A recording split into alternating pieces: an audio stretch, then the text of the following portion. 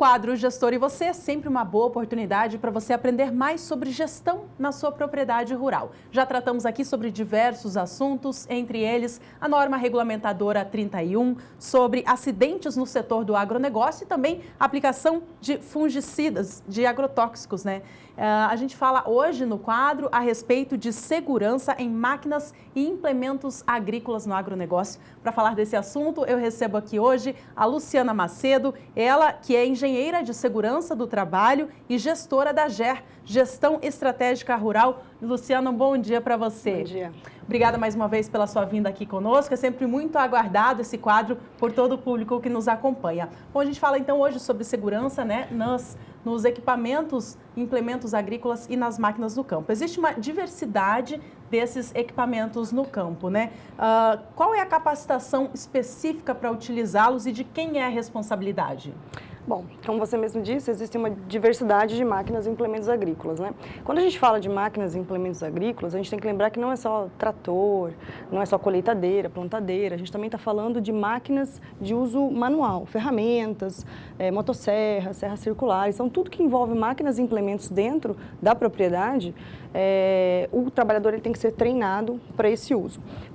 Em que momento ele tem que ser treinado? Antes de iniciar as suas atividades, né? Ele precisa ser treinado sem nenhum ônus para ele, então essa responsabilidade é do empregador rural, ele que tem que prover essa capacitação.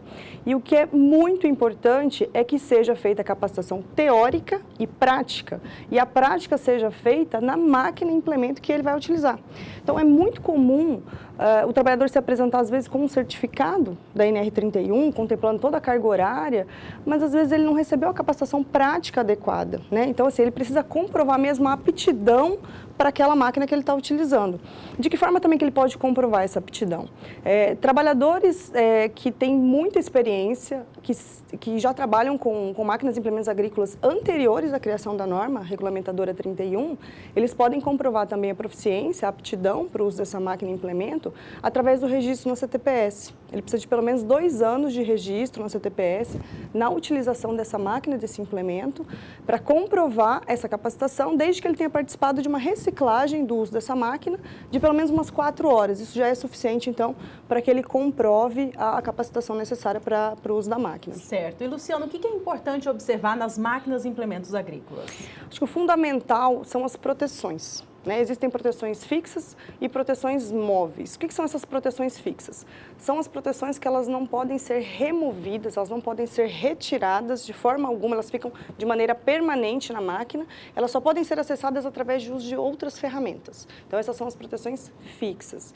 Já as proteções móveis, elas podem ser retiradas, elas podem ser abertas, podem ser removidas sem uso de uma ferramenta específica, mas elas precisam ter, junto com as proteções móveis, um dispositivo de intertravamento, que não permita que essa máquina ela opere, por exemplo, com uma tampa aberta, com o motor exposto, com uma parte rolante exposta. Então, tem que ter um dispositivo eletromecânico, de repente, que impeça a movimentação, né, dessa máquina quando essa proteção móvel não estiver devidamente fechada. E essa proteção ela precisa ser adequada ao tipo de terreno, né, a restrição às condições climáticas, ela precisa ser muito bem adaptada para essa máquina, né? Então, ela tem que garantir mesmo que ela acompanhe a vida útil dessa máquina e desse implemento. Então, a proteção ela precisa tomar todos esses cuidados, né?